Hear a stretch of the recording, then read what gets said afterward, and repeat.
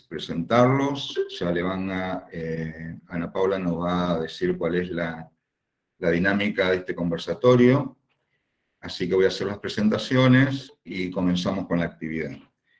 Va a moderar este conversatorio Ana Paula Milo, que es licenciada en Nutrición, secretaria de Coordinación del Gabinete del Ministerio de Salud de la provincia de Santa Fe, y nos van a acompañar en la disertación Patricia Aguirre, que es doctora en Antropología, docente e investigadora de la Universidad Nacional de Lanús, docente de grado y posgrado de varias universidades también, directora del Programa de Alimentación, Epidemiología y Sociedad PANES de la Universidad Nacional de Lanús, consultoria temporaria de FAO, OMS, UNICEF, autora de 40 artículos, 11 libros en colaboración y 4 propios, el último de ella, Devorando el Planeta.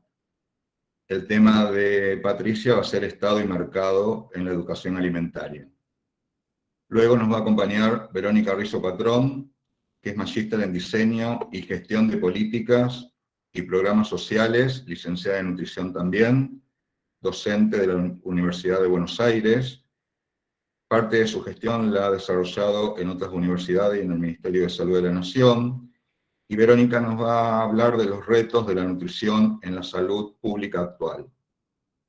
Y por último, Ignacio Porras, que es licenciado en Nutrición también, chef internacional, socio fundador y director de la Sociedad Argentina de Nutrición y Alimentos Reales, SANAR. Ignacio va a dirigir la charla en Apostar por una nutrición y ejercicio de la profesión honesta. Les agradezco a todos la participación y Ana Paula, cuando quieras.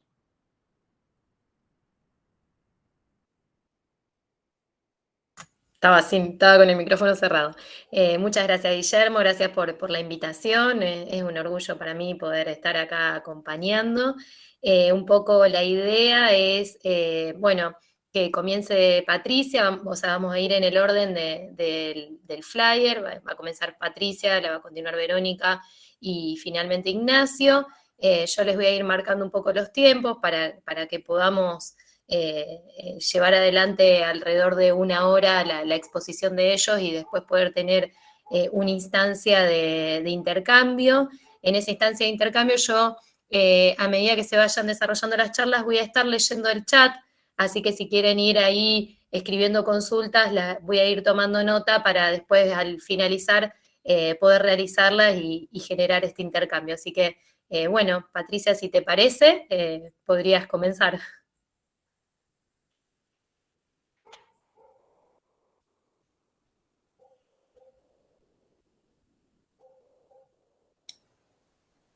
¿Me escuchan? Sí, perfecto. Bueno, para limitarme voy a poner el temporizador, de manera de...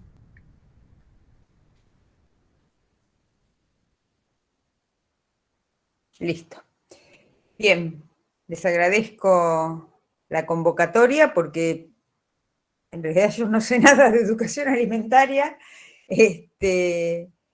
Soy antropóloga y trabajo en esta sinergia entre el sistema agroalimentario y el sistema económico-político y cómo estos determinan una manera de comer, de cocinar y comer, que dirige la manera de enfermar y morir de las sociedades. Porque la alimentación es el factor prepatológico por excelencia. Entonces es en ese marco en el cual yo puedo hablar muy poquito de educación alimentaria. Y de nuevo, aunque el título era la educación alimentaria en el futuro de la salud pública, por mi posición disciplinar, yo prefiero pensar la educación alimentaria desde la salud colectiva, superando esa diferencia fundamental de la salud pública que se basaba en las instituciones, mientras que la salud colectiva pensaba en términos de los sujetos, de los agentes, en este caso, de los comensales. porque si nos paramos dentro de la salud pública, la atención principal de la educación alimentaria estaría dentro de, entre el ámbito privado y el ámbito público. Y no hablo del ámbito privado de la atención privada y la prevención pública, sino de el ámbito privado que fue el lugar de la educación alimentaria tradicional en el pasado, porque si hay algo que tiene sesgo de género es la alimentación. Y la educación alimentaria se hizo durante milenios de boca a oreja, de madre a hija. Y esto era así porque las sociedades, desde hace 10.000 años, fueron sociedades de restricción calórica. Entonces, había que formar, desde el punto de vista social, había que formar especialistas que manejaran de una manera criteriosa los recursos escasos para proveer a la supervivencia. Esta especialización de las mujeres en la alimentación, esta condena a la olla, hoy está totalmente superada. Mientras tanto, la tradición formaba lo que nosotros hoy llamaríamos como la educación alimentaria pública, donde alimentos y preparaciones legitimadas por ensayo y error de miles de generaciones anteriores, locales, les informaban, les proveían un saber a los comensales acerca de qué y por qué se puede comer y qué conviene comer y cuándo conviene comer qué. Todas las sociedades del pasado han tendido con mucho cuidado a formar el gusto del comensal de manera de que se apropiara individualmente de lo que de todas maneras socialmente iba a estar obligado a comer. Esta formación social del gusto se hacía subliminalmente, podemos decir, como dice la canción de Serrat, con la leche tibia. Todo esto fue arrasado por la industria, y no por maldad, sino porque esta industria responde a este estilo de vida de estas sociedades occidentales globalizadas actuales.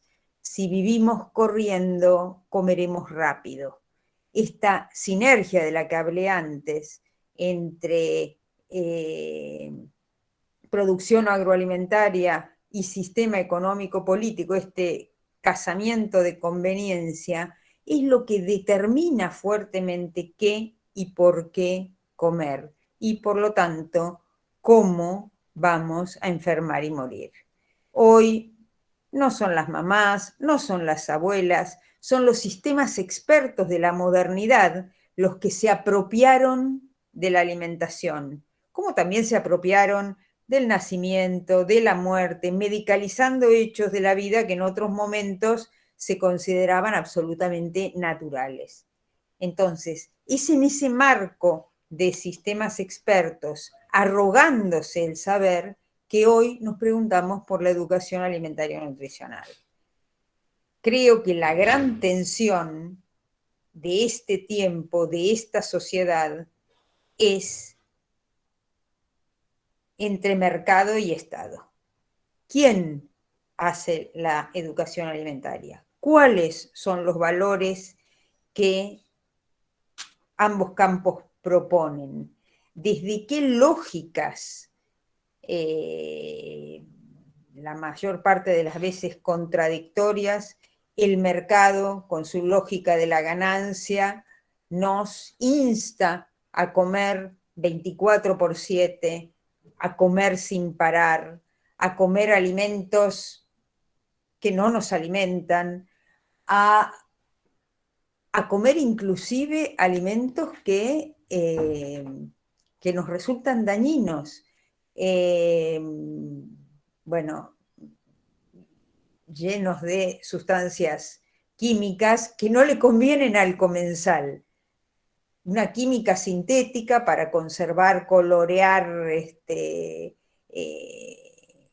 vender alimentos de fantasía que le convienen a la industria, porque su lógica no es la salud del comensal. La lógica del mercado es la lógica de la ganancia. La otra lógica que domina es la lógica que se supone es la lógica del Estado. Cualquiera sea su administración, se supone que el Estado tiende al bien común y pretende transmitir a través de sus instituciones contenidos educativos sobre la alimentación que van a estar ligados a la salud y van a estar apoyados en la investigación científica. Sin embargo, me parece que hoy día, si contamos hasta 2, nos equivocamos. En un mundo multilateral, si seguimos levantando dicotomías, nos equivocamos. En un mundo complejo, si seguimos levantando la simplicidad de una causa o un efecto, un gen, un rasgo, nos equivocamos. Me parece que todas estas miradas ya fueron arrasadas por la época, ya fueron arrasadas por el milenio. Me parece que tenemos que ver la educación alimentaria de una manera compleja, como sistema, abierta. Ver la educación alimentaria en términos procesuales, en una sociedad en perpetuo desequilibrio. Si como profesionales solo vemos en el mercado un enemigo y nosotros nos arrogamos el lugar de los buenos, eso es no ver el proceso que construyó a ese enemigo que nos guste o no, a mí no me gusta personalmente, tenemos que admitir que hoy el mercado es hegemónico. Coca-Cola llega a más países que las Naciones Unidas. Entonces, pensar en términos de sistema significa comprender, conocer sus componentes y tratar de incidir en sus relaciones. Pensar en términos de sistema significa ver el proceso que llevó a esa hegemonía y los valores que alientan. No para rendirnos, de ninguna manera. Quiero saber cuáles son los puntos críticos, porque quiero medir el poder del mercado. Ustedes ya tenemos la tremenda experiencia del tabaco y del alcohol, que nos muestra cómo sustancias sobradamente dañosas, probadamente dañosas, resultaron y resultan todavía terriblemente difíciles de erradicar, por no decir reducir. Vamos ganando la batalla contra el tabaco. Sí.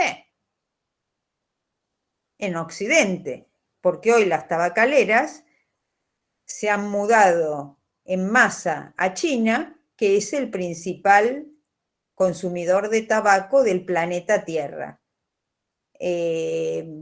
Encima toda nuestra campaña antitabáquica en Occidente les sirvió para concentrar el mercado, en un mercado que tiene 1/3 de la población, el 30% de la población mundial.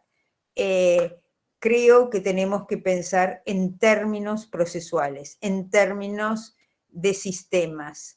Y los ejemplos del tabaco y del alcohol nos muestran que el mercado, si hay algo que no es rígido. Si queremos hacer una educación alimentaria que tenga otras bases que la lógica de la ganancia del mercado, tenemos que ver cómo opera el rey, el que es hegemónico, para ver sus puntos críticos y ver cómo podemos incidir en otra dirección. Y se puede, desde el Estado, que hoy por hoy es la única institución que le puede poner el cascabel al gato. Hoy por hoy, el Estado hay que sostenerlo. Las opciones que hablan de una revolución, de una segunda cibernética, donde el Estado podría reducirse a su mínima expresión, Dios nos libre de dejarnos absolutamente en manos del mercado y su lógica de la ganancia.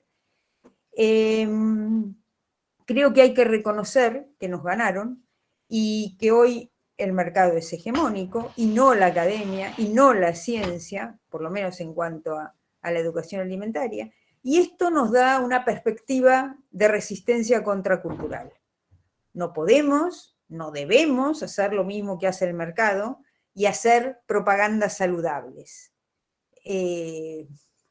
Más bien creo que en un movimiento de artes marciales, qué sé yo, un kung fu simbólico, deberíamos usar la fuerza del adversario. No prohibir, sino regular. Hoy por hoy el Estado es el único, cualquiera sea su administración, es la única institución con la fuerza suficiente para regular. Tenemos que regular el mercado sin crear kioscos en el Estado, kioscos de corrupción, quiero decir, en el Estado. Regular la publicidad, ya se ve lo que se está haciendo hoy, la ley de etiquetado frontal, todas estas, la regulación de los lactobacilos, todo esto va en una dirección, en la dirección de la salud colectiva. Y vemos cómo se puede, cómo el Estado puede y debe levantar la bandera de la educación alimentaria nutricional.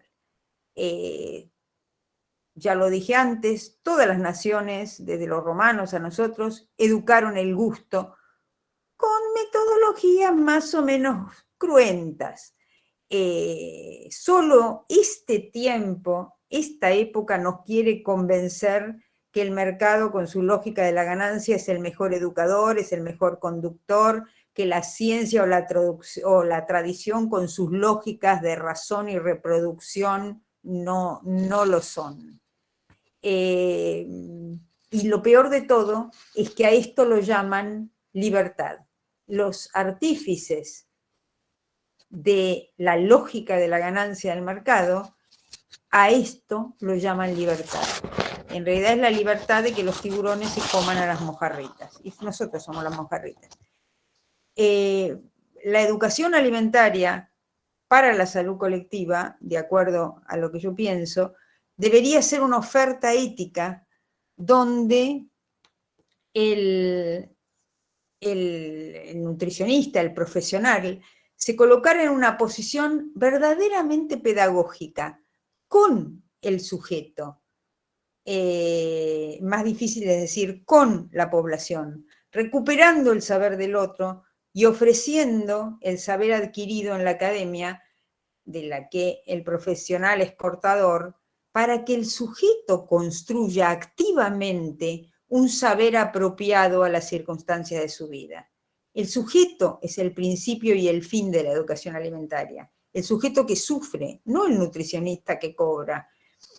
Y digo esto porque si no se revisan, no ya las regulaciones del mercado de alimentos, sino las regulaciones del Estado en salud pública con los pagos y los tiempos, y el tiempo que se le da de atención al paciente en el consultorio para el trabajo médico, pediátrico y nutricional, es imposible generar la empatía necesaria para hacer una educación alimentaria, nutricional posible. Ya no hablo de la oferta ética, posible. ya que la empatía, la comunicación y la más elemental pedagogía requiere tiempo. Y hoy, desgraciadamente, nuevamente por la lógica del mercado permeando la salud pública, lo que tenemos son indicaciones autoritarias, menúes en fotocopias, recomendaciones rápidas y consultorios que expulsan pacientes como chorizos. Mi posición es que podemos cambiar el mundo cambiando la alimentación. Y esto no se va a hacer con una educación alimentaria autoritaria, sino con una educación alimentaria reflexiva, empática, para la libertad. Hay enorme cantidad de iniciativas que estoy escuchando desde los años 60, desde la pedagogía del oprimido, que muy bien puede ser aplicada a la educación alimentaria nutricional hoy, los saberes alternativos, la alimentación reflexiva. Miren, la cantidad de alternativas que hay son importantísimas. En todas, el sujeto es primero. Vengan todas las buenas prácticas, con una sana crítica bioética de la pedagogía en el consultorio, de la pedagogía social en la prevención, de la crítica a la planificación política, para que el comensal pueda elegir qué comer, sepa qué le conviene en los términos de su propia estrategia de vida y encuentre alimentos saludables entre los cuales optar. Vuelvo a decir, me despido y vuelvo a decir que estos son reflexiones antropológicas sobre el tema que me propusieron, porque nunca hice educación alimentaria, solo observo cómo otros muy buenos profesionales la hacen. Y lo que veo es que, salvo loables excepciones, las condiciones actuales en las que trabajan los nutricionistas dentro del sistema de salud pública solo pueden conducir la educación alimentaria actual al fracaso, porque están limitados por el tiempo y porque tienen que sobrevivir con montos miserables. Muchas gracias, Patricia, un placer escucharte y yo creo que sí haces educación alimentaria. Te agradecemos muchísimo. Verónica. Acá ando, ¿cómo están? Espero que me escuchen bien porque hace un rato tenía bastante retorno. Me quedaría horas escuchando a Patricia, siempre me pasa lo mismo. En principio quiero agradecerles a todos ustedes por estar acá un viernes a las casi 7 de la tarde, empezando el fin de semana, y sé que hay gente que quedó fuera del Meet por cuestiones de espacio, así que en principio gracias a todos los asistentes, a Guillermo por siempre pensar espacios de reflexión diferentes en cuanto a cómo pensamos la nutrición. Recién Patricia decía algo así como muy fuerte, que podemos cambiar el mundo cambiando la alimentación, y me quedó así como decir, wow, es un montón, y cuánto tenemos por pensar, reflexionar y hacer. Y por supuesto la Universidad Nacional de Rosario por abrir las puertas de esta diplomatura que está terminando la primer cohorte.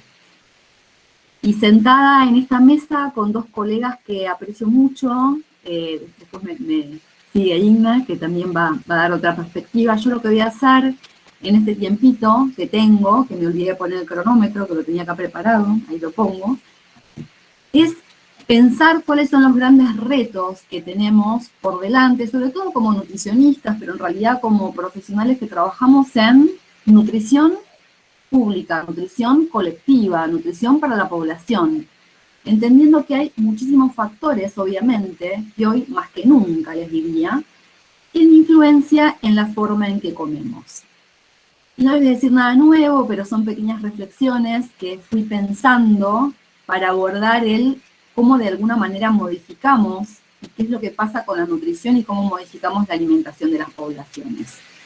Sabemos que lamentablemente en Argentina la pobreza está en un proceso de aumento, en un periodo de aumento, y hoy en día hay muchas personas, muchas familias que tienen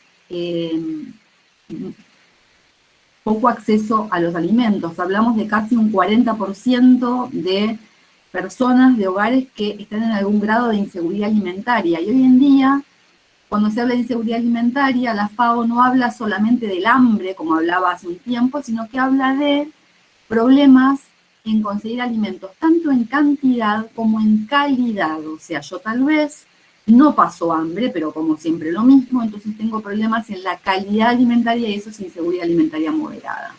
Entonces, con el aumento de la pobreza, lo primero que tenemos que ver es que hay mucha población que por cuestiones económicas no elige lo que come. Pero bueno, obviamente esto es mucho más profundo y vamos a seguir adelante. Por otro lado, quería mencionar los problemas ambientales y pienso enseguida en los incendios de corrientes que hasta hace poco nos tenían tan preocupados, el cambio climático, las inundaciones, y pensamos en las formas de producción y cómo hacer para modificar esta cuestión que tanto influyen en la alimentación actual. Por otro lado, pensar en que la población argentina, como la mayor cantidad de población del mundo, hoy en día está en un periodo de transición y que en la Argentina las personas cada vez viven más, pero se enferman de enfermedades no transmisibles y mueren a causa de esas enfermedades no transmisibles. Hoy en día en la Argentina estamos hablando de un 72% de personas que van a morir producto de enfermedades no transmisibles, particularmente enfermedades cardiovasculares y cáncer.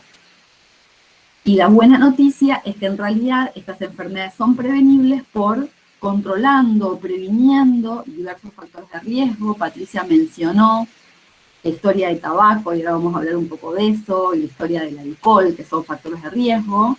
Ahí también sumo la actividad física, que se mantiene a valores constantes, están aumentando un poquito la actividad física baja, y por supuesto la mala alimentación, que lamentablemente estamos cada vez peor y hay mucho por hacer, porque está sacudiendo de alguna manera, permítanme el léxico poco académico, a las poblaciones más vulnerables, educativamente y económicamente, y no solamente por falta de dinero, sino que obviamente hay muchos factores, y sobre todo a los más chicos, niños, niñas y adolescentes.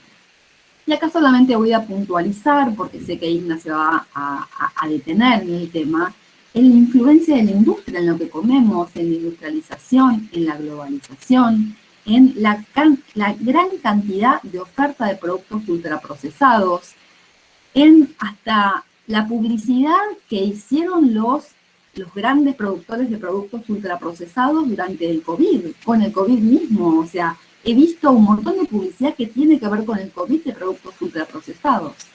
Y a su vez, por supuesto, la baja oferta de alimentos frescos, que tiene que ver con fallas en la producción, con una producción que está mirando el agronegocio y no está mirando la producción local, el precio, la gran cantidad de desperdicios, la falta de logística en el país. Obviamente estoy hablando de cuestiones que hay que desarrollar mucho más, pero bueno, estoy como puntualizando algunas cuestiones por el tiempo que tengo.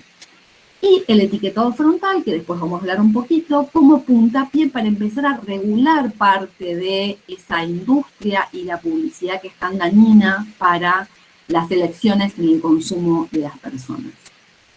Y diciendo algo de educación alimentaria nutricional, hay poca educación alimentaria nutricional, acuerdo totalmente con Patricia en el poco tiempo que tienen los profesionales de la salud, licenciados en nutrición y equipo de salud en general, para horas pagas en cuanto a educación alimentaria, pero voy más allá y pienso en la educación alimentaria en la escuela. Y que falla todavía, y si bien obviamente se está pensando, y la ley de promoción de la alimentación saludable o la ley de etiquetado aborda esta temática, hoy en día es un déficit. pero hasta ahora dije todas cosas malas, y yo creo que tenemos muchas cosas a favor para, de alguna manera, impulsar política pública.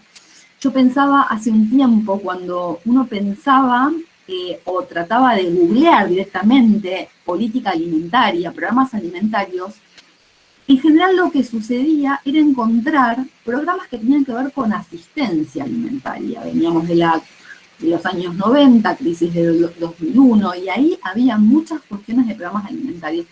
Hoy en día, la agenda alimentaria, yo les diría que es una agenda alimentaria y nutricional, y es mucho más profusa en cuanto a temas de alimentación. Y acá hay algo que voy a rescatar porque me parece muy importante, y es el interés que muestran los jóvenes en la alimentación, porque me parece que es una brecha que tenemos que entrar por ahí y cuidar por ahí. Si los chicos tal vez mostrarían más interés si hubiera más educación alimentaria en la escuela. Los jóvenes sí muestran mucho interés porque están muy interesados en el cambio climático. Ustedes saben, ayer creo que salió una nueva encuesta de UNICEF que le hicieron a los jóvenes sobre cuáles eran los problemas que les preocupaban, y obviamente les preocupa mucho su futuro, su formación laboral, las cuestiones de género y las cuestiones de violencia de género, y con toda la razón del mundo, obviamente, pero algo que también les preocupa mucho es el cambio climático, y ellos lo que hacen es relacionar, por supuesto, con mucho tino, el cambio climático con la alimentación. Entonces están como muy enfocados a entender esto de alimentación, y me parece que es una brecha que tenemos que de alguna manera trabajar. También lo que veo como punto a favor es la mayor inclusión de nutricionistas ocupando puestos de decisión. Esto de a poquito, los que somos un poco más antiguos en la profesión, vemos que de a poquito los y las nutricionistas hemos ocupado diversos puestos hasta de decisión en distintos ministerios, en diferentes organismos, hasta internacionales, aunque por supuesto falta mucho más, pero creo que hemos recorrido un largo camino, y eso hay que decirlo, y hay mucha mayor oferta que antes de formación de grado y de posgrado, como la Universidad Nacional de Rosario y muchas otras, y eso también es muy meritorio. No quiero dejar de mencionar algo que va a hablar mucho Igna, tiene que ver con el empezar a hablar de conflictos de interés, y empezar a pensar en la formación nuestra, digo nuestra como nutricionistas profesional, sabiendo que cuando escucho hablar a alguien, tengo que saber desde dónde está hablando y qué posicionamiento y por qué. O sea, si hay un interés en conflicto con el otro. Esto antes no era algo que se supiera, que se hablara de la transparencia y de los conflictos de interés, y hoy en día está en absoluto debate, y esto genera transparencia y mucho más análisis transparentes, valga la redundancia. Y seguramente me faltan muchos más, y me gustaría que en el intercambio tal vez surjan algunas otras miradas que tal vez a mí me falten por cuestiones de tiempo y por cuestiones que seguramente me falten y no me di cuenta de algunas cuestiones. Pero bueno, el gran hito y el gran logro colectivo del año pasado tuvo que ver con la aprobación de la Ley de Promoción de la Alimentación Saludable, conocida como la Ley de Etiquetado Frontal, y más allá de que fue un gran logro de política pública, entiendo que fue un gran paso y un gran logro colectivo para generar una política que, por un lado, va a regular la demanda de productos ultraprocesados, eso espero, hay que medirlo a través de la mejora de la información, desincentivando de alguna manera la compra de esos productos que son nocivos para la salud, pero además van a regular los entornos escolares, entonces van a proteger la salud de niños, niñas y adolescentes, y la regulación de la publicidad, promoción y patrocinio de productos ultraprocesados que tanto daño hacen, sobre todo, como les decía antes, a los más chicos. Entonces, diciéndoles todo esto, que es un pequeño paneo de las cuestiones, me parecen más claves en cuanto a la nutrición, los grandes retos que tenemos como nutricionistas, y seguramente les reitero, faltan otros más. Entiendo que para pensar, Patricia hablaba de la educación alimentaria como proceso, como sistema, decía, y acuerdo totalmente, la única forma de pensar la mejora de la nutrición y de la alimentación de las poblaciones es pensarla en el marco de un sistema alimentario que claramente debe modificarse, debe ser trabajado en forma multicomponente, multisectorial, y siempre, siempre con mirada de sostenibilidad, con una mirada de equidad, siempre protegiendo a los más vulnerables, y con una mirada de género. Entonces ahí tenemos que pensar y pensarnos, haciendo y pensando y convenciendo a las personas que deciden, que en general son el poder político. O sea, siempre hablamos de tecnificar al político y politizar al técnico. Tenemos que trabajar en conjunto para de alguna manera mejorar la cadena de suministros de alimentos, las formas de producción, y ahí cobra especial importancia pensar, por un lado, en los sistemas productivos.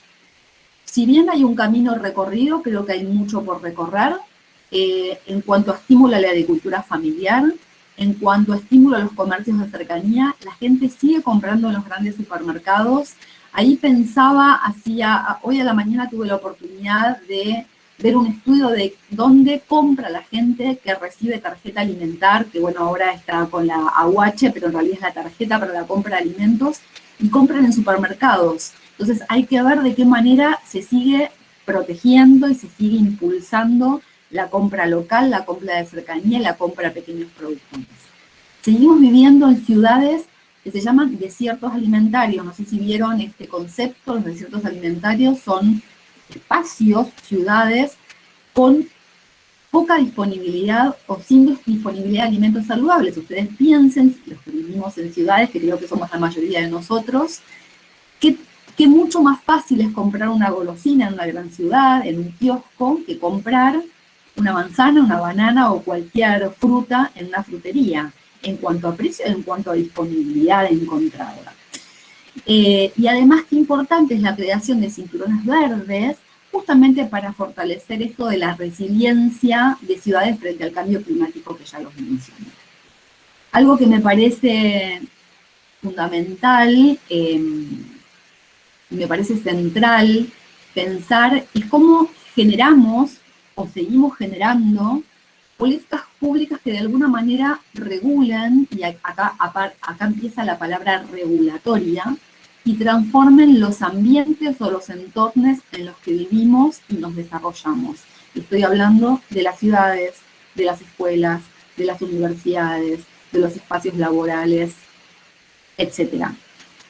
Y creo, y es una posición personal, bueno, hay biografía igualmente que respalda que la manera adecuada tiene que ver con pensar políticas de índole regulatoria, por supuesto complementada con una educación alimentaria, como proceso, como sistema, pero no podemos pensar que solamente por decirle a la población lo que tiene que hacer, la población lo va a hacer, porque hay un entorno y hay fuerzas invisibles que tienen que ver con la industria alimentaria, que hacen mucho más y tienen mucho más poder, porque bueno, hoy en día el mundo se mueve por poderes económicos que hacen que la educación por sí misma no sea efectiva. Necesitamos políticas regulatorias que protejan a la población y que desincentiven el consumo de productos ultraprocesados. Y ahí nuevamente tenemos la gran frutilla, digamos, del postre y el gran logro que tiene que ver con el etiquetado, pero ojo, porque tenemos una ley aprobada, nos falta la reglamentación, está a punto de salir, espero que sea adecuada, pero es muy importante pensar en sanciones, medir la política, pensar en un monitoreo y pensar en buenas campañas. O sea, hay que complementar mucho esa ley de etiquetado para que realmente sea efectiva. Me parece muy importante el tema de monitoreo y el tema de sanciones y bueno, que se mide el cumplimiento en la implementación, no solamente en el paquete, sino también en las escuelas y en la publicidad. Y además, complementarlo con acciones que mejoren la oferta, escuelas con huertas urbanas, para mejorar la disponibilidad de productos frescos, que además están carísimos, que de alguna manera hay que mejorar esos subsidios a productos frescos, pienso en precios cuidados y por qué los precios cuidados están solamente sobre productos envasados y no están sobre productos frescos. Entonces ahí hay mucho por mejorar. En ese sentido lo podemos seguir charlando, yo voy mirando que se me va pasando la hora. Hay otras políticas que quiero mencionar muy rápidamente que entiendo que complementarían a las políticas regulatorias como el etiquetado frontal. Estoy hablando particularmente de los impuestos. La forma de impuesto más conocida son los impuestos a las bebidas azucaradas, que fueron implementados en varias partes del mundo y tuvieron mucho éxito, mucha eficacia, medido en México, por ejemplo. El IEX hizo un estudio hace muy poquito que demuestra la carga de enfermedades atribuibles directamente al consumo de bebidas azucaradas. Ustedes saben que la Argentina es uno de los países que tiene mayor consumo de bebidas azucaradas en el mundo. Entonces, esto hay que regularlo y no va a alcanzar el etiquetado. Hay que seguir trabajando en otras medidas complementarias. Y además, pensar en políticas que hay ya, pero hay que seguir pensando para mejorar la calidad de los alimentos. Acá hablo de la ley de sodio, que lo que hace es ir disminuyendo el contenido de sodio de los alimentos, y que no está, es una ley nacional, las provincias tienen que adherir, y no todas las provincias están adheridas a la ley, o sea que hay que trabajar sobre eso.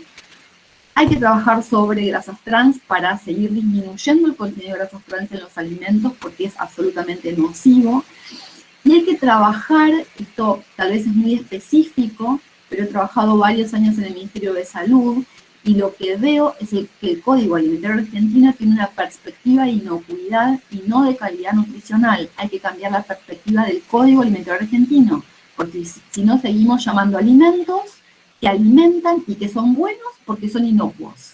Y lo bueno pasa por otra cosa. Entonces necesitamos la perspectiva de calidad nutricional en el Código Alimentario Argentino, y eso hay que trabajarlo como política pública. Y por último, en los minutitos que me quedan para cumplir con los tiempos, trabajar muchísimo sobre el comportamiento de los consumidores, que es como el otro gran hito dentro del sistema alimentario, para que hagan decisiones informadas, como les dije, para que hagan compras de cercanía. Volver a la cocina, no estoy diciendo nada nuevo, pero es fundamental volver a la cocina, con educación, con estímulos permanentes. Vuelvo a decir lo de las escuelas, me encantaría que haya cocina en las escuelas. Sé que es muy difícil por la infraestructura y por el presupuesto, y porque entiendo que el Ministerio de Educación en este contexto de COVID tiene muchos otros problemas, como chicos que no están yendo a la escuela, pero bueno, en algún momento esto hay que tomarlo, y hay que tomar que en el Ministerio de Educación haya una dirección de nutrición, que no existe.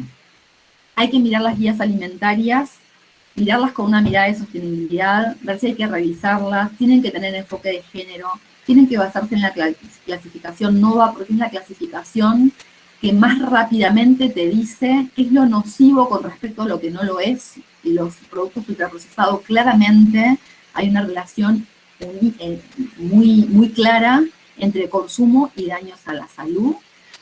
Y por último, para ir terminando, monitorear, lo dije con etiquetado, pero en general lo que se ve no es privativo de la Argentina, sino en general pasa en las políticas alimentarias. Hay muy poco de monitoreo, muy poco de evaluación de impacto de lo que hacemos. Esto es algo totalmente pendiente. Hay que pensar de qué manera monitoreamos lo que estamos haciendo, pensamos la política y cerramos el círculo. En realidad no lo cerramos, sino que sigue siendo el círculo de la política pública. Pensar, repensar, trabajar intersectorialmente, y bueno, y reitero para terminar que estos espacios me parecen súper ricos para pensar entre todos, porque cada uno de su lugar, por supuesto, es abogar a una nutrición mejor y más justa para toda la población. Dejo acá y bueno, después la seguimos. Gracias. Bueno, muchas gracias, Verónica, muchísimas gracias. Muy bien con los tiempos, pensé que iba a hacer eso, nos iban a hacer renegar, pero no, muy bien. Bueno, Ignacio, te escuchamos a vos. Hola, buenas tardes a todos y a todas. Antes que nada, yo voy a compartir pantalla, yo voy a tener un soporte, pero porque hay cosas que les quiero mostrar.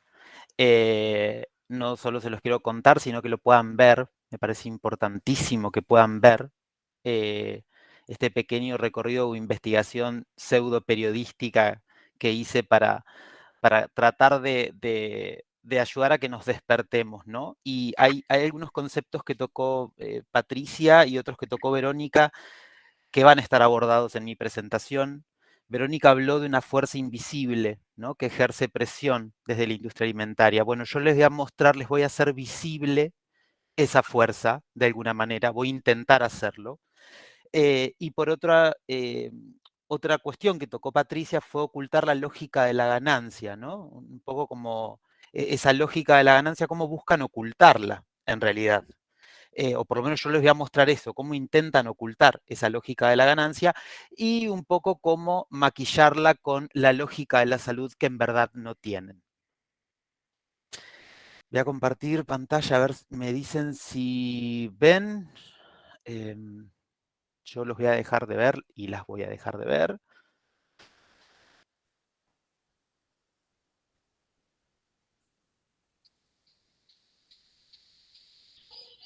Ahí aparece, ¿Ven? Digna, sí, aparece. Perfecto, buenísimo. Bueno, yo voy a estar hablando de las interferencias de la industria en la formación y actualización de profesionales de la salud.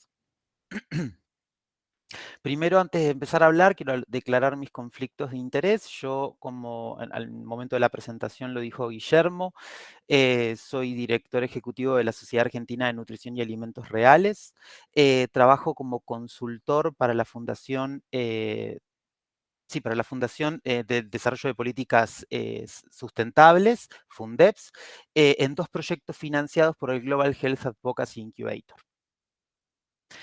Bueno, para comenzar vamos a hablar de Melissa Mialón, que allá por el 2015 hizo una sistematización de las distintas estrategias que pone en juego la industria alimentaria para interferir en el desarrollo e implementación de políticas públicas. Hay 6 grandes estrategias. Yo en el ejemplo que voy a tratar hoy van a ver las que están marcadas en rojo, que es la gestión de la información y la gestión de coalición. Otras son la influencia en la política, la publicidad y promoción, las acciones legales, como las que seguramente se vengan una vez que esté reglamentada la ley de etiquetado, y las estrategias discursivas.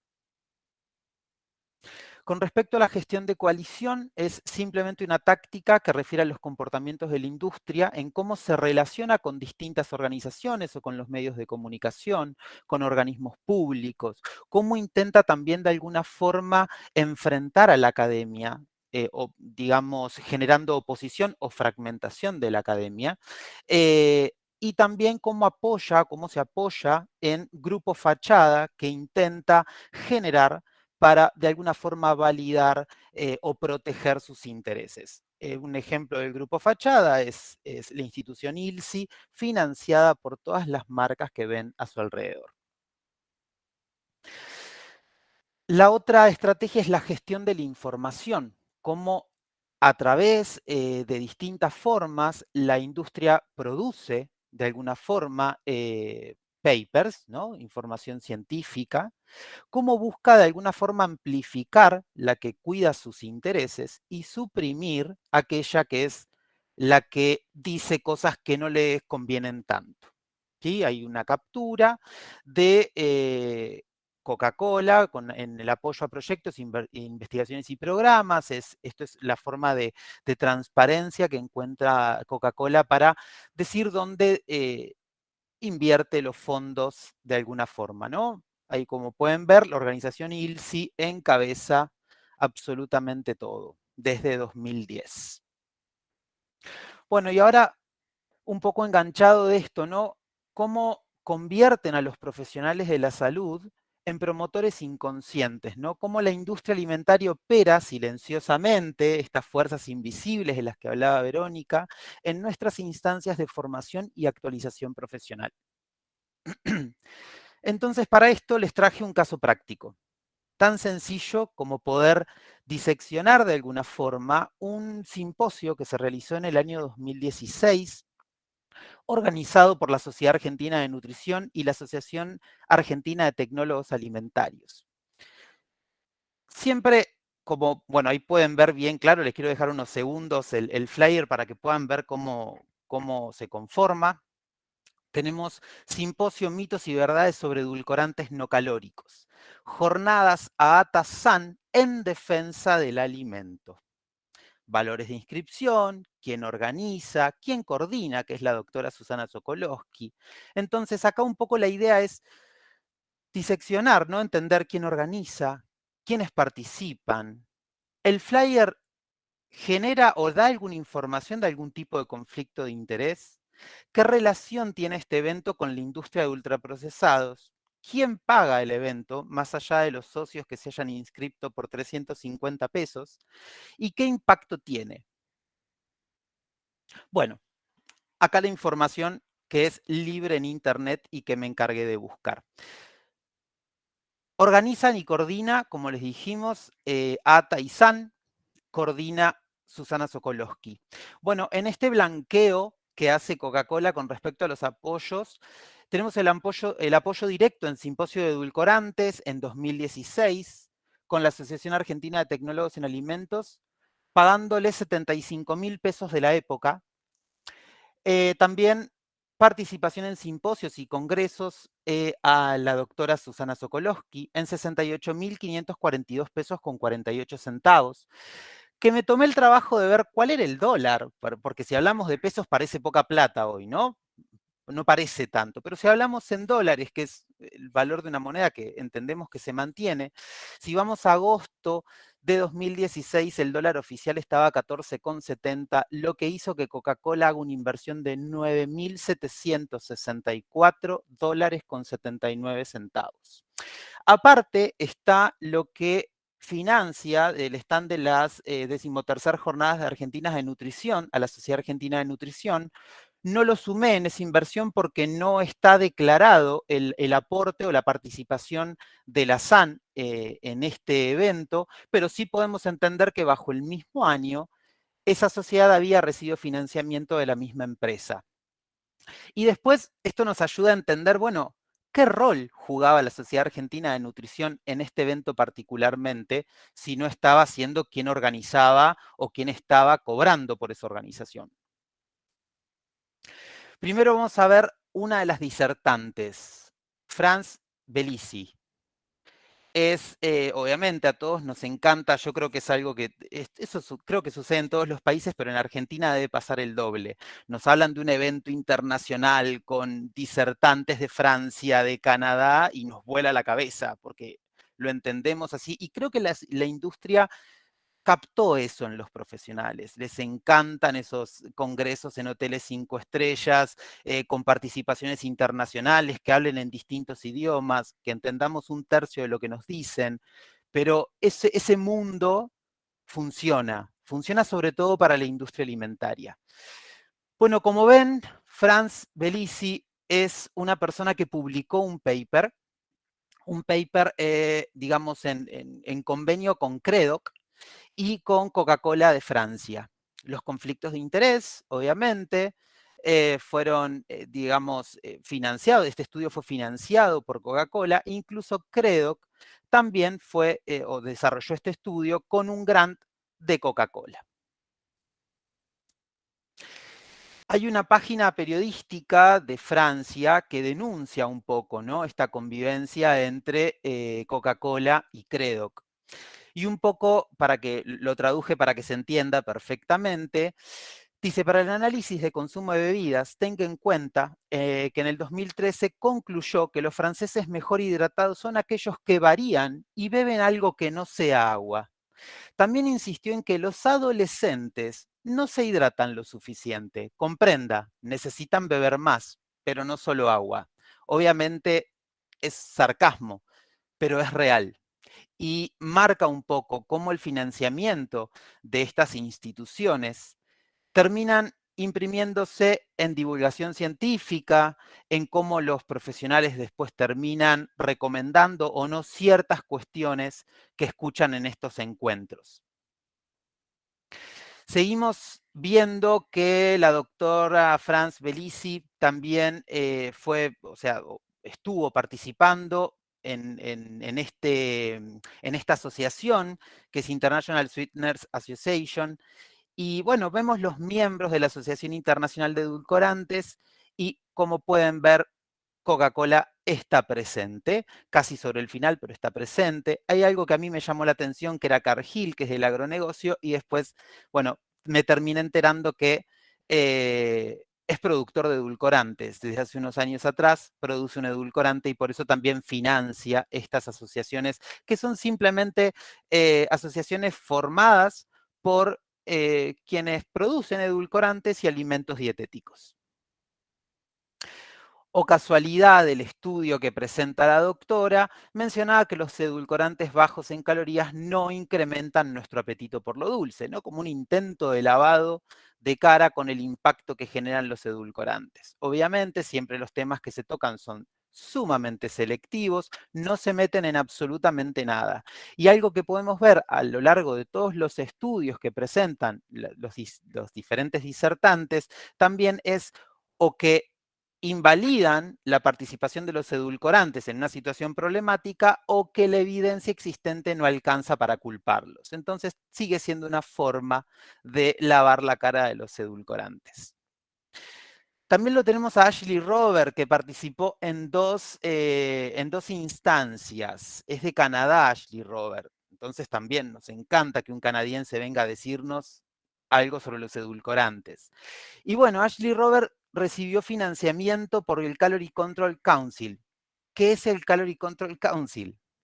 Bueno, justamente es un grupo de empresas que venden alimentos dietéticos y también productores de edulcorantes, de alimentos y bebidas bajos y reducidos en calorías. ¿Bien? ¿Quiénes están? Exactamente las mismas empresas que estaban en el Instituto Internacional de Edulcorantes, donde Coca-Cola Company parece que aporta más porque subió un poco de posiciones, ¿no? Está un poco más arriba. Si vamos a ver las publicaciones de este doctor, de Ashley Robert, también en los conflictos de interés del paper, donde justamente habla del tema que presentó acá en Argentina, me encargué de buscar los papers donde participaban en los temas que vinieron a disertar a la Argentina, justamente también habían ocupado algún tipo de consultoría para Coca-Cola.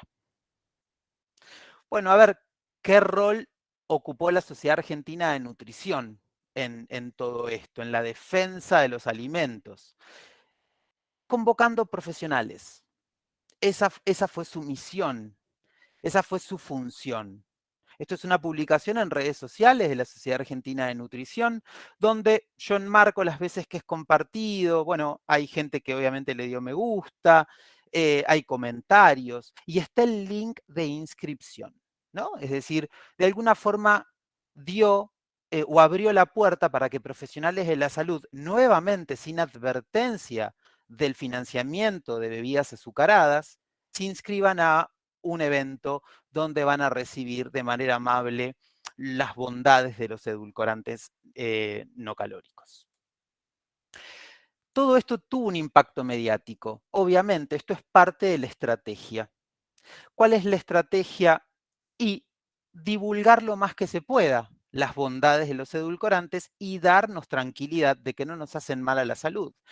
Para eso, se generan gacetillas de prensa y se envían, por ejemplo, a la agencia Telam, que es levantada por diferentes medios de la Argentina y reproduce la misma información en distintos puntos del país, que seguramente va a llegar a otros profesionales que no pudieron asistir a ese evento presencial. ¿Qué impacto tiene este tipo de prácticas? Primero, la cooptación de profesionales de la salud y entidades a través del financiamiento.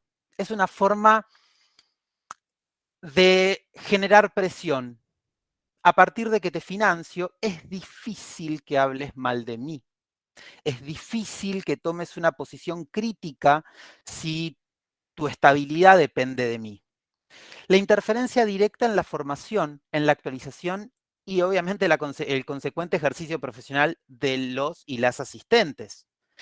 El efecto neutralizador en profesionales con una mirada crítica, porque a partir de todo esto, si en ningún momento fuiste advertido que era Coca-Cola quien te lo decía, y salís diciendo que la evidencia científica actualizada afirma que no hace mal a la microbiota, no genera cáncer, no genera mayor preferencia por lo dulce y todas las cosas que estas personas vinieron a decir a la Argentina.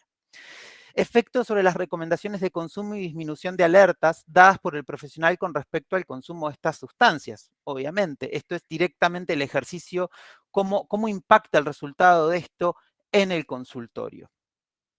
Luego, la propagación de información sesgada por las marcas financiadoras a la población a través de los medios de comunicación. Obviamente, todos estos medios de comunicación no solamente llegan a profesionales de la salud de otras provincias, llegan a toda la gente. Calman esa situación crítica o ese posicionamiento crítico sobre sustancias químicas de toda la población. La validación y el estima por parte de los profesionales a las organizaciones por intentar actualizarlos en un determinado tema, cuando en realidad no es actualización, es pauta publicitaria.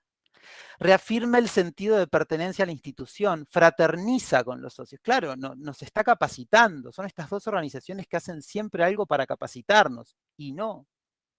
Aumentan el consumo de estas sustancias al disminuir el alerta sobre su ingesta. Es obvio, porque ese es el fin, que no bajemos el consumo de edulcorantes, ni de los alimentos o productos ultraprocesados o bebidas ultraprocesadas que los contengan. Da entidad y validación a organizaciones fachada e incluso al Codex Alimentarius, donde la industria alimentaria intenta autorregularse. Digo esto porque en las reuniones del Codex está la industria alimentaria diciendo cómo tienen que ser las cosas y después tenemos estos referentes de la ciencia basándose en el Codex Alimentarius. Y después desvían la atención, pero cometen intrusismo. El tema es este. Te dicen que el intrusismo está representado por un influencer que cuenta una experiencia, y en realidad el intrusismo es esto. Es Coca-Cola en nuestra formación profesional. Es Arcor cerrando convenios con el Ministerio de Educación. Intrusismo es Danone o Arcor en las escuelas. Eso es el verdadero intrusismo. Y más cuando no somos conscientes de eso y nos volvemos de esta forma como reproductores de esta información de manera completamente inconsciente. Hacemos publicidad sin saber que somos parte de esa publicidad. Entonces, si va a haber promotores de la industria alimentaria, dejemos que sean solos aquellos que deciden tener conflictos de interés, que sean aquellos que cobraron por ser promotores. Seamos muy críticos y críticas de todos esos eventos a donde vamos a acudir. Revisemos. Toda esta información que yo les acabo de compartir está colgada de internet. ¿Y me llevó cuánto? ¿2, 3 días armar el Power? Bueno, me parece que es un tiempo que merece una revisión de darle la confianza a una o dos organizaciones a que intenten de alguna forma hacerme creer que me actualizan. Si hablamos de futuro, que es un poco lo que se buscaba en este conversatorio, hablar del futuro de la nutrición, personalmente creo que el futuro de la nutrición va por este camino. El Código Nutricia es un código internacional generado en México, donde invita a los profesionales a suscribirse con el compromiso de adoptar una conducta ética que favorezca el avance de acciones de políticas libres de conflictos de interés para combatir la malnutrición. Para mí esto es el futuro y me comprometo en nombre de Sanar en que vamos a estar trabajando en este año para de alguna forma o darle sustento a este código Nutricia o hacer una versión argentina de este código Nutricia, pero creo que necesitamos trabajar de cara al futuro con una nutrición honesta. Gracias.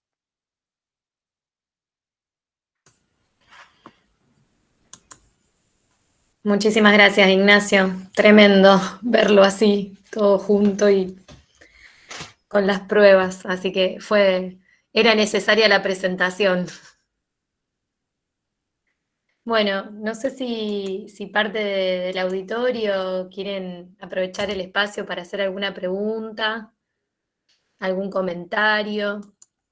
Yo un poco recién cuando los escuchaba pensaba en la importancia, por supuesto, del rol del Estado, y más hoy por el lugar que me toca ocupar, pero también me pensaba a mí como estudiante de la universidad y creo que también es desde ahí que tenemos que empezar a cuestionar la formación de los colegas y de los nutricionistas, y celebro realmente este espacio de reflexión en donde podamos poner estos temas sobre la mesa desde un lugar como la Universidad Nacional de Rosario, en una formación de posgrado, pero creo que también debemos intervenir en las formaciones de grado, porque hemos sido víctimas de formaciones que nos han ocultado muchísima información y que, bueno, por propios intereses, por el acceso que hoy tenemos a la información a través de los medios, de las redes sociales, hemos podido acceder a otro tipo de miradas, pero me parece importante que los futuros nutricionistas que se están formando hoy en día puedan también, desde esa base, tener esa formación, tener esa mirada política de nuestra profesión, y no me refiero a la cuestión partidaria, me refiero a la importancia de ocupar espacios de decisión que condicionan la vida de nuestra comunidad.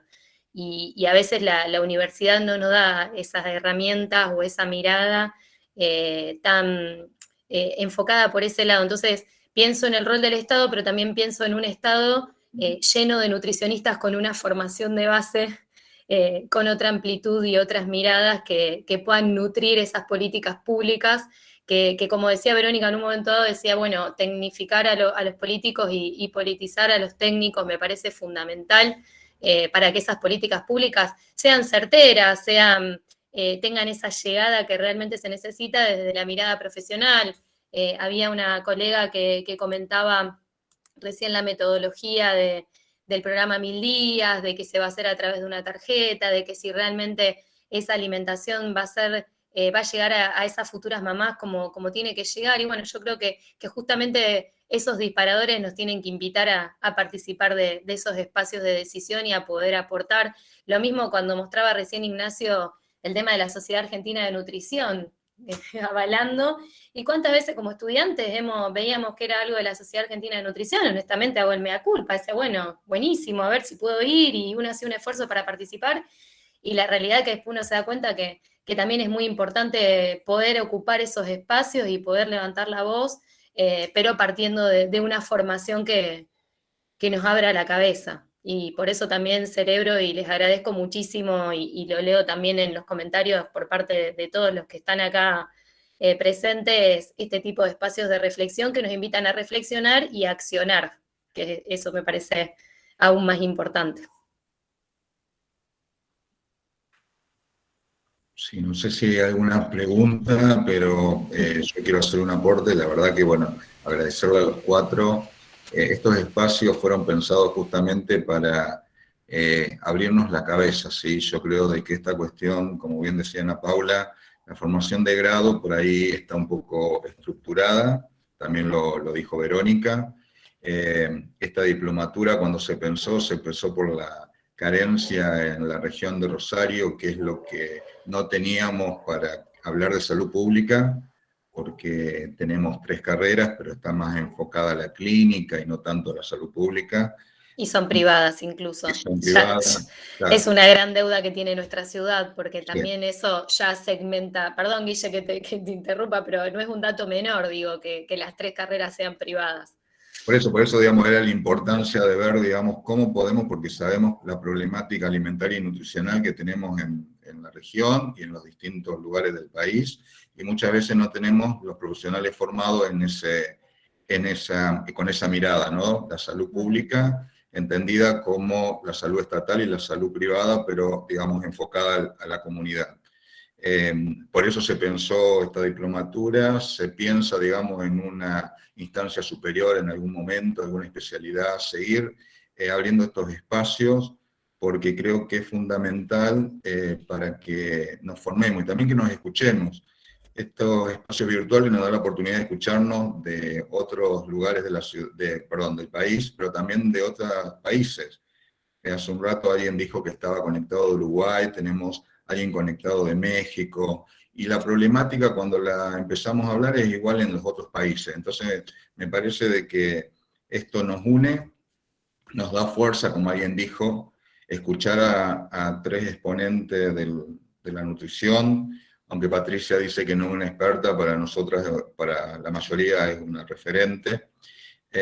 y que esto se continúe, y creo de que acá, a partir de esta semilla, digamos, se puede avanzar mucho más, y tomo esto que dijo Patricia: si cambiamos la alimentación podemos cambiar el mundo, y creo que está en nuestras manos, digamos, poder hacer eso, ¿no?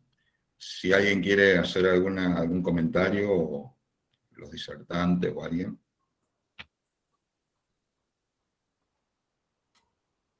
Ahora están callados, ¿no? No, ahí le estaba contestando, perdón, a Gabriela, lo que había preguntando al programa 1000 días. El recurso monetario que tenía el Ministerio de Salud para la compra de leche fortificada, que eran 5.000 millones de pesos, 4.500 millones pasan a formar parte de la transferencia para la AUH o para la asignación por embarazo, o sea que va a ser transferencia monetaria. Y queda el resto para compra de fórmulas infantiles en el caso de que la lactancia no sea posible. Así que en realidad pasa todo a transferencia, contestando a esa pregunta que hay por ahí. Yo quería decir algo. Cuando exponía, decía, si vemos dos, nos equivocamos. Si vemos la vida en términos de blanco y negro, nos equivocamos. Y acá también, la industria mala, la academia buena, nos equivocamos. Estamos en un mundo muy complejo. Argentina está pasando por un momento muy difícil. La restricción de divisas de Argentina es muy grande y no podemos menos que esperar este y los años venideros que la academia, las universidades, la cosa pública se achique y tengamos menos, no más. Con lo cual tendríamos que decir, bueno, entonces no vamos a poder hacer todas las investigaciones, toda la pedagogía, todos los congresos que queremos. Creo que uno, no me tiren con piedras antes de que termine, creo que uno tiene que poder hacer alianzas público-privado, porque no nos alcanza con los fondos públicos. Creo que tenemos que poder hacer alianzas público-privado para la investigación, para la difusión, porque el Estado cada vez, o por unos cuantos años, en el caso de que las cosas no salgan bien, va a tener menos, no más presupuesto. Entonces creo que podemos, que deberíamos hacer alianzas con organizaciones no gubernamentales, UNICEF, FAO, son posibilidades, con privados, vigilando los conflictos de interés, regulando quién entra y cómo entra. A mí no me preocupa que, no sé, algún privado ponga dinero para un congreso de nutrición, siempre y cuando lo que no me marque es la agenda. ¿Es muy difícil? Sí, vale la pena intentarlo, porque creo que la Sociedad Argentina de Nutrición tiene una agenda y tiene suficiente poder y suficiente inteligencia como para decir, bueno, querido, aportá en esto, pero la agenda la manejo yo. Y con el Estado pasa lo mismo. Yo me acuerdo hace muchísimos años que trabajaba en vigilancia epidemiológica e inmunizaciones. En aquel momento se hacían campañas de vacunación. Ya les digo, yo soy vieja, así que era el estilo África. El Estado no tenía todos los móviles que vigilancia epidemiológica necesitaba para hacer la campaña de vacunación, para llegar a todos los puntos del país. Establecíamos convenios, en aquel momento, no sé si existe todavía, con el Club de Leones, con asociaciones de bien público locales, que nos permitían llevar la vacuna y a los vacunadores hasta los límites de las provincias, caminos que solamente la gente local podía recorrer. Entonces, yo creo que tenemos que incluir un tercero en la educación alimentaria, en la investigación. El tema es quién domina eso. Si la agenda la marca la universidad, el Estado, con todas las previsiones que Ignacio nos acaba de alertar, afortunadamente tenemos gente como Ignacio que dicen, miren el alerta. Bueno, tomémoslo en cuenta, no para prohibir, sino para aprovechar y decir, bueno, esta no la pasás, querido. Seguramente van a encontrar otra, pero no perdamos la inversión que pueden hacer las empresas, porque se pueden hacer buenos convenios, busquemos buenos convenios. Siempre me acuerdo de una anécdota que me contaba hace años también, Marcelo Taruela, que él trabajaba sobre Alto Leyco, era un investigador del CONICET, y que hizo una fundación y quería retirar las grasas trans del pan, un alimento de consumo masivo. Entonces él iba con su Alto Leyco y con su CONICET y todo diciendo, miren, esto no les va a costar más y es más saludable.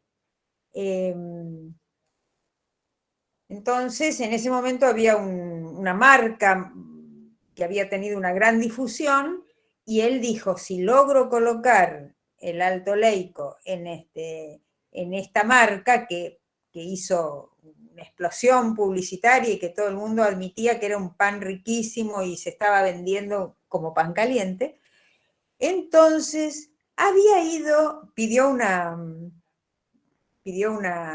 entrevista con el presidente de la panificadora, y él fue con una carpeta así de pruebas, y en el último grado ya de su argumentación decía, y si él no acepta, lo chantajeo, porque digo,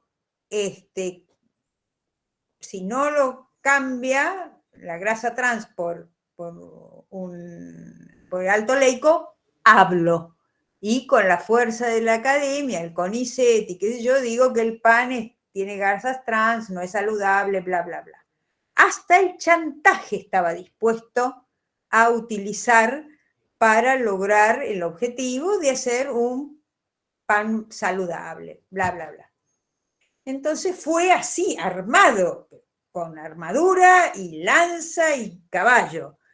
Y se sentó a hablar con el señor, se llamaba Carlos Sacán, y le explicó brevemente, y el señor le dijo, eso es bárbaro, saludable, ¿y no me va a costar más? No, ¿y usted tiene producción suficiente para proveerme para el pan?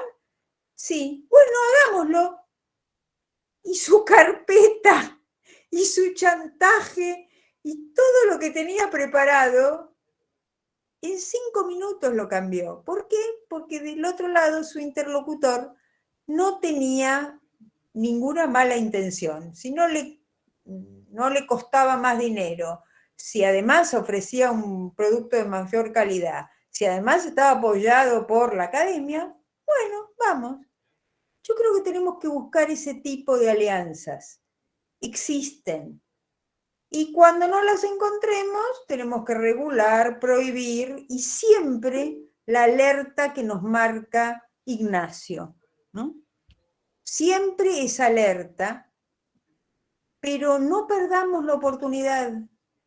No perdamos la oportunidad de hacer alianzas público-privados, porque no nos va a alcanzar en los años que vienen el erario público para poder hacer una educación alimentaria saludable. Creo que hay que abrir el juego. Hay que abrir el juego con altísimo cuidado, en estado de vigilancia permanente y sobre todo sin que nos marquen la agenda.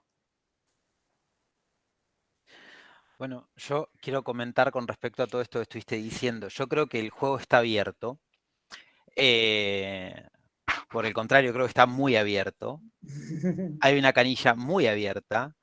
Y un poco con respecto al financiamiento de la ciencia, no se sabe qué es primero, si el huevo o la gallina, de alguna forma, ¿no? Es el problema económico que requiere apoyo de los privados porque el Estado no puede, o es la intención muchas veces de los privados de desestabilizar la economía para después ser necesarios en un momento. Entonces, yo creo que por el sistema en el cual vivimos y asumimos que es un sistema capitalista, el dinero tiene un valor por sobre todas las cosas. Lamentablemente los políticos se compran, los profesionales se compran, los periodistas se compran, las instituciones se compran. Es muy difícil pensar en una relación público-privada cuando, por ejemplo, la última que conocemos es la del HB4, desarrollada y embanderada en el CONICET, que termina con un premio con acciones de la industria que la desarrolló a la persona que desarrolló la técnica. Lo que confiere directamente un conflicto de interés, porque de ahora en más esa persona, que ya todos conocen el nombre, ¿qué va a decir? ¿Qué va a opinar? Su lugar científico, su lugar de científico, que se formó en una entidad pública, que se doctoró gracias al aporte de todos los argentinos y argentinas, que es lo que garantiza CONICET. Lamentablemente tenemos un sistema que no retiene a los doctores, que los expulsa del país, pero sí podemos afirmar que es un país que por su sistema solidario forma profesionales de la salud, forma científicos, que después termina expulsando, pero los forma. Y esa persona que fue formada por los aportes de todos los argentinos y argentinas cuando se abrió la canilla de CONICET, que es buenísimo ya una canilla de CONICET, termina trabajando o termina recibiendo regalías de una empresa que produce un cereal que requiere la utilización de un agrotóxico 15 veces más tóxico que el glifosato. ¿Qué va a decir de ahora en más del glufosinato de amonio? Nada. Entonces, tiene que haber un límite. Y yo, por ejemplo, en el caso que presenté, no hay advertencia. El conflicto de interés sabemos que existe. Incluso sabemos y está bien que haya licenciados o licenciadas en nutrición que trabajen para la industria, porque se requiere en los procesos de producción la participación de los licenciados o licenciadas en nutrición. Ahora bien, ¿tienen que participar en las políticas públicas? ¿Pueden no declarar los conflictos de interés como sucedió durante la discusión de etiquetado frontal? Que una de las personas que más se opuso a la ley de etiquetado frontal tiene financiamientos de Danone, de Nestlé, de Coca-Cola, de cerealitas, y en ese momento era quien otorgaba el sello de aval de la Sociedad Argentina de Nutrición. Una cuestión que se discutía en la ley. Ninguno de los conflictos de interés fue asumido, fue declarado. Entonces, ¿cómo garantizamos la rectitud o la honestidad de las personas si las bases morales están degradadas? Entonces, claramente sería, y creo que es ideal pensar en una colaboración público-privada, pero creo que no están dadas las condiciones. Creo que tenemos un Estado que no tiene la suficiente fortaleza para poner los parámetros del juego o las reglas de juego, porque aprietan con la economía, como lo vimos en la ley de etiquetado frontal, que cuando no querían poner precios cuidados o fijar precios máximos en los alimentos, el Estado salió a amenazar con que dejaba de ir por la línea ejecutiva el tratamiento del proyecto presentado por los 2 ministerios y se daba de alta el de diputados y se seguía discutiendo en el legislativo. Y ahí los legisladores aparecían y querían difusión y pedían ayuda. Pero cuando la industria se sentó y fijó precios de ultraprocesados nuevamente para acercarle productos comestibles, cosas comestibles a la gente, no alimentos, se frenó otra vez la discusión del etiquetado frontal. Y se dejó de hablar y nos dejaron de contestar los mensajes. Entonces, no es tan fácil garantizar transparencia, no es tan, y menos con un Estado débil, mucho más con un Estado débil. Y yo tengo 35 años, lo único que recuerdo son estados débiles. Lo único que recuerdo son economías que tambalearon. Yo desarrollé mi adultez en crisis, como creo que todos los que están acá. No conocimos un momento en el cual, bueno, tuvimos un Estado fuerte que podía poner las reglas de juego. No. Ante las presiones económicas, las reglas las pusieron otros. Entonces, creo que en lo que tiene que ver con la formación profesional, mínimamente que se nos advierta. Es ilegítimo esto que acabo de mostrar, como lo desarrollan sin ningún tipo de problema y utilizan esos conversatorios, esos simposios para hacer pauta publicitaria. Bueno, nada, eso quería decir. No tengo ninguna duda, acuerdo totalmente, pero los errores de la democracia se corrigen con más democracia. En este momento hay oscuridad total, necesitamos más transparencia y los conflictos de interés solamente van a salir a la luz en el proceso de dictar una ley, de regular un alimento, en los años 70, Marion Nestle, que es una nutricionista yanqui, habló de las puertas giratorias. ¿Se acuerdan? Cómo la industria colocaba en la FDA sus gerentes, digamos, sus investigadores, regulaban el alimento o el proceso y después, una vez obtenida la ley, los hacían renunciar y volvían a su puesto dentro de la empresa, probablemente con mayor sueldo. Bueno, eso ya está, ya lo conocemos, ahora estamos alertas. Ignacio... Pero sigue pasando. Sí, sin lugar a dudas, claro que va a seguir pasando. Como va a seguir pasando, van a seguir pasando un montón de otras corrupciones y lo que tenemos que generar junto a la regulación son los mecanismos de control.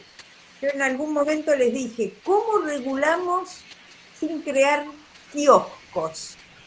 Miren las regulaciones de las rutas de Menem. Cada ruta privatizada, un ente regulador. Son socios. Son socios. Entonces, claro, el tema es que en la ¿cómo lo vamos a hacer? No lo sé. En la administración pública eso puede ser catalogado como corrupción. Los conflictos de interés que se pueden interpretar como un acto de corrupción no son vistos así. No hay nada que legisle sobre los conflictos de interés. Lo tenemos que hacer, para eso hay comités bioéticos. Cuando se hace una investigación. No hay interferencia. Ahora, prohibir no es una solución. Y dejarlo todo del lado del Estado tampoco. Vamos a tener que lidiar con esto. Desgraciadamente nuestro opositor tiene recursos infinitos y un objetivo muy claro, que es la ganancia. Bueno, vamos a tener que esforzarnos nosotros para hacer kung fu y lograr alguna forma de colaboración, porque solos no podemos, y mucho menos en el estado en que tenemos. Tenemos un estado paupérrimo.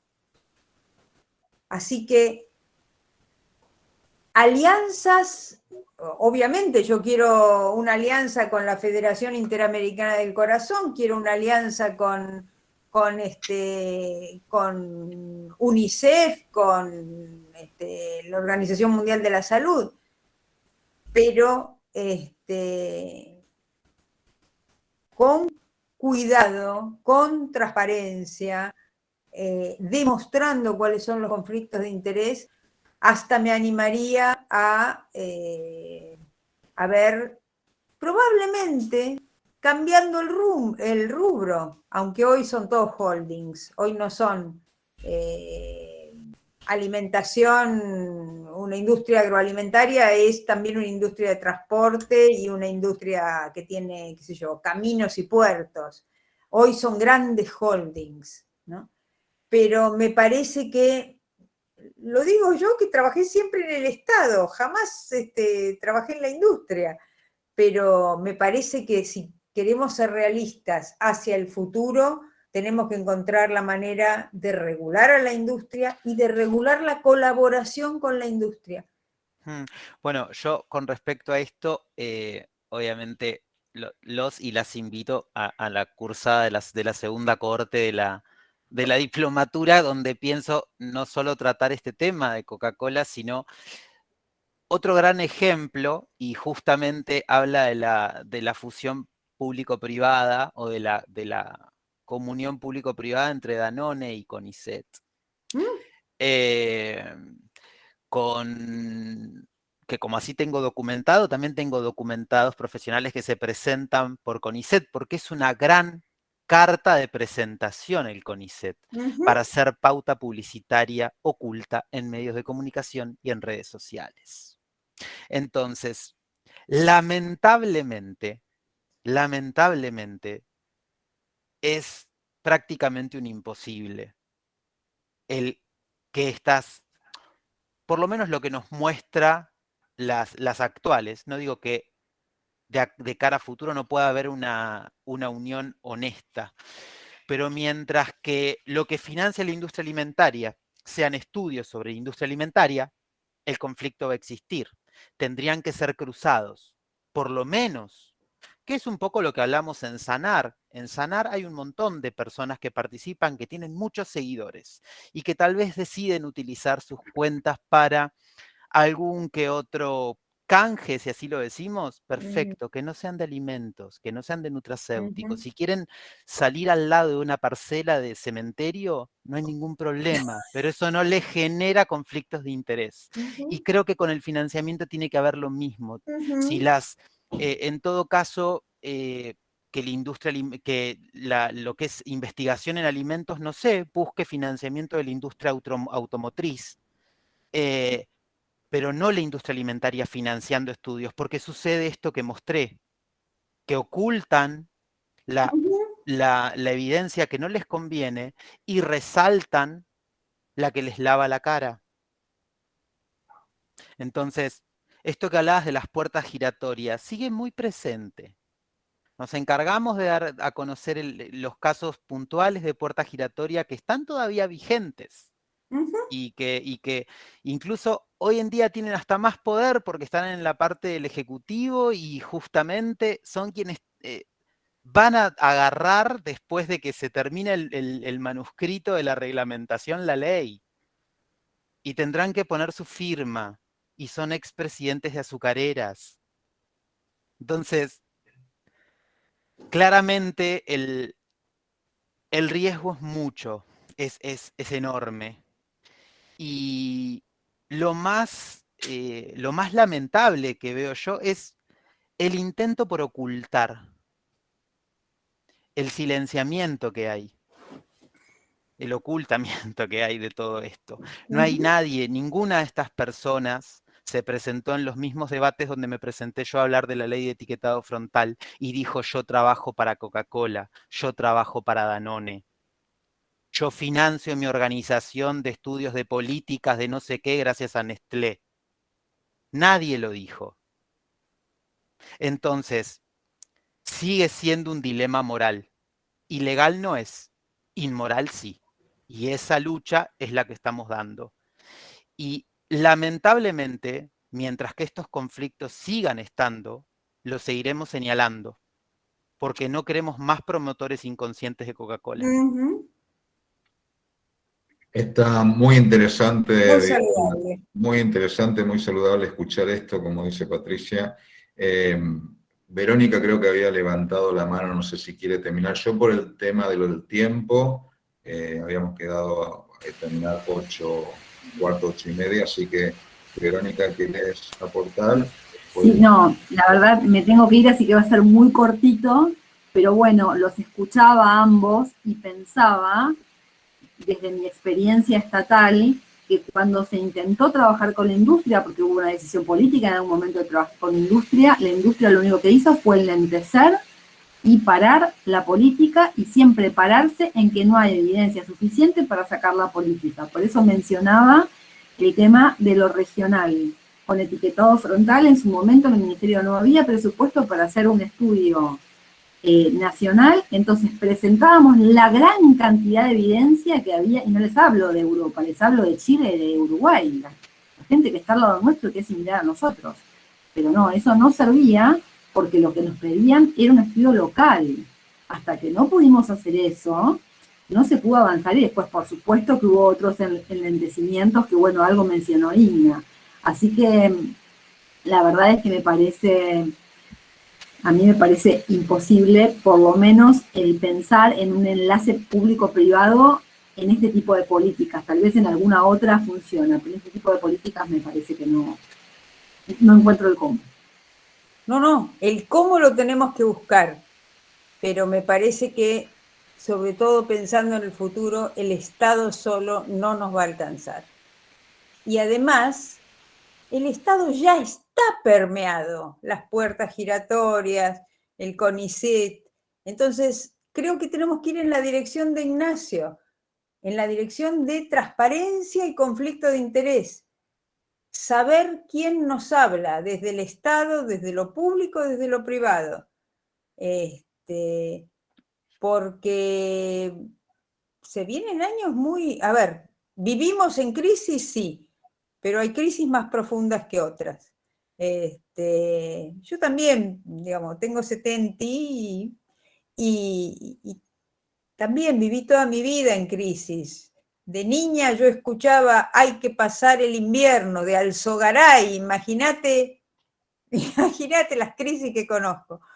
Pero me parece que no estoy defendiendo a la industria, al contrario, creo que tenemos que sacarle algo. Creo que tenemos que sacarle algo con todas las previsiones que Ignacio nos marca. Pienso que no es una pata que hay que abandonar, porque cuando entra por la ventana, entra peor. He estado dentro del Estado en mis 30 años, yo me jubilé en el Ministerio de Salud, en mis 30 años de Estado, he estado en comisiones sin la industria, o sea, comisiones técnico-académicas, donde la industria entraba por los mismos técnicos del CONICET, cuyos laboratorios estaban siendo financiados por la industria. Entonces, era mejor tenerla sentada en una silla y sabiendo que lo que venía de ahí venía sesgado totalmente, que la oscuridad y el trabajo por detrás. Patricia. No sé cómo lo vamos a hacer, pero me parece que no deberíamos perder esa oportunidad. Y por otro lado, nuestro tercero pueden ser las organizaciones no gubernamentales, sin conflicto de interés. Hay montones de otros posibles socios. Pero me parece que para la tarea que tenemos enfrente, el Estado solo no alcanza. Hay que movilizar recursos comunitarios, que no es solamente los recursos de las instituciones comunitarias, es de toda la sociedad, incluyendo, desgraciadamente, porque nos va a costar mucho trabajo, la industria. Patricia, muy interesante, la verdad que nos queda mucho para analizar, saber de que estos encuentros son muy enriquecedores, obviamente va a haber más encuentros cuando sin dudas.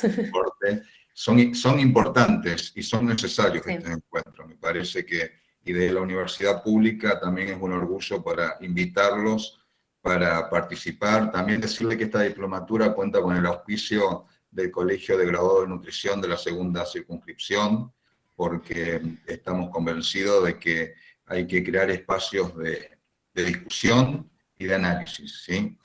Así que les agradezco a todos los participantes, Patricia, Verónica, Ignacio y Ana Paula, muchas gracias por estar acá. Como dijo Verónica, un viernes a la tarde, pero me parece que valió la pena. Así Sin que dudas. saludos a todos, nos estamos encontrando en otro espacio seguramente, y bueno, a pensar, analizar y ver qué podemos cambiar. Muchas gracias, Guillermo. Gracias. Gracias a todos. Nos vemos la próxima. Un placer. Igualmente.